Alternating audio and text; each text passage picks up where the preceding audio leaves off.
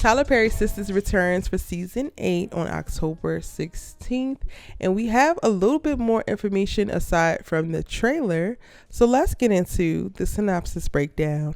What's good, y'all? It's Sis Erica Vane coming to you right here on Erica Vane TV with another Sistas video. And in this one, we are breaking down the synopsis for season 8, episode number 3. I know, I don't have episode 1 or 2 synopses, but I do have episode 3, I believe.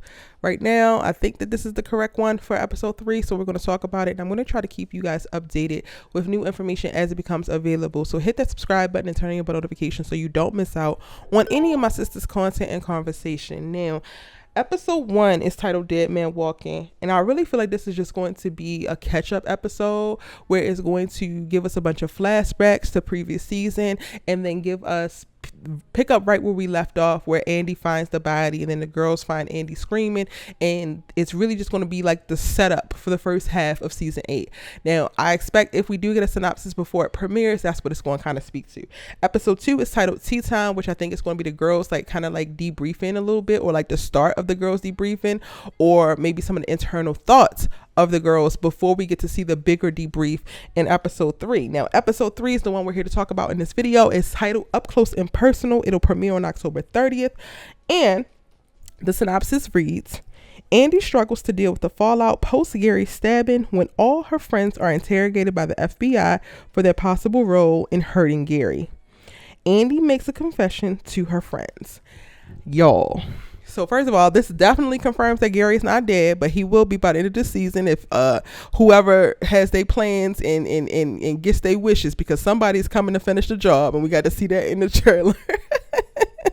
But for this to be episode 3, it kind of makes sense in reference to this gives people enough time. So in episode 2, Tea Time, we probably got to see the interrogations, or at least the beginning of the interrogations, and now Andi is feeling very guilty because had she never dated Gary, or had she walked away from Gary the countless times that Karen told her to, or the countless times that the girls were like, girl, you're better than this, this man is not good for you.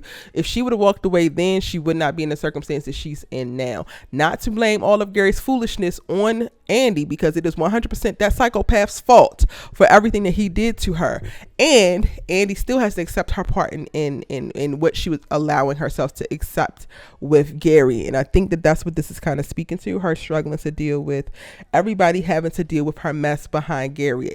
We got to see towards the end of episode or season 7, she had decided to marry Gary almost because she was just tired of making everybody else or putting everybody else in a position to fix her mistakes, and she did not actually see no way out as it pertains to Gary and this ultimatum that he had over her head and trying to ruin Jordan's campaign and Jordan's life.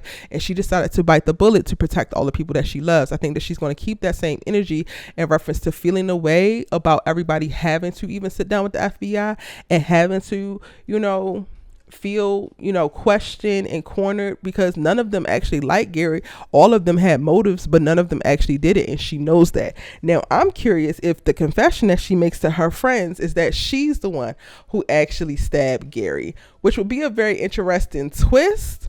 It would be something cool, because I didn't necessarily think that Andi had it in her, but when I first watched the trailer and I got to see the moment when they're in the penthouse and they're all talking about it, there is a moment where Andi has this very interesting cunning smirk on her face, and that was the first visual clue that I was like, oh wait, we might be going into a new season of Andi where she's not taking no mess. And while it might have seemed on the outside like she had just relegated herself to losing and Gary gets to win and Gary gets to control her and all of that, she finally decided to fight back, and this is how she decided to do it.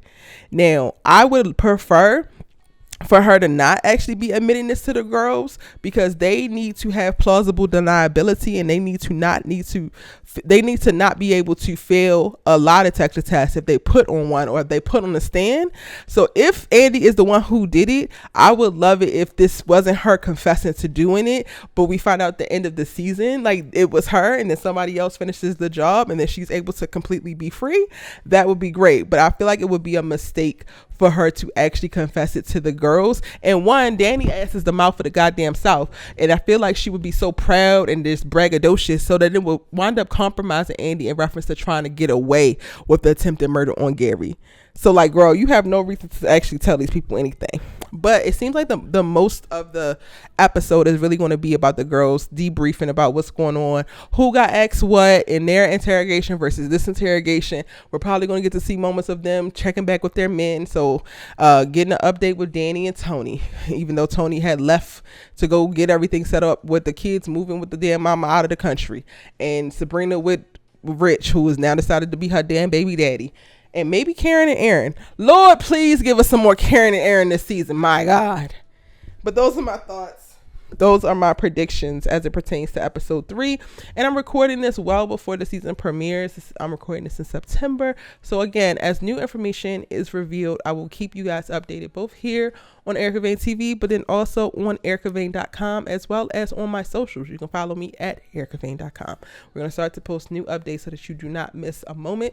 You do not miss any tea. You do not miss any tidbit of anything from our favorite girls on TV, our sisters. And yes, our Sistas Keeper will be back on Wednesday nights after new Sistas episodes. And then we also will be doing a couple special episodes to talk about Zatima, because this season of Zatima, season 3, will have a couple weeks where they're running overlap with Sistas. We got you as it pertains to the Sistas universe content. I cannot wait to hear or read your thoughts and your comments in the comment section down below. Tell me what you're predicting. Tell me what you think. And if you want to read the synopsis for yourself, you can head over to ericavane.com. I have it posted for you right there right now, and you can read it for yourself.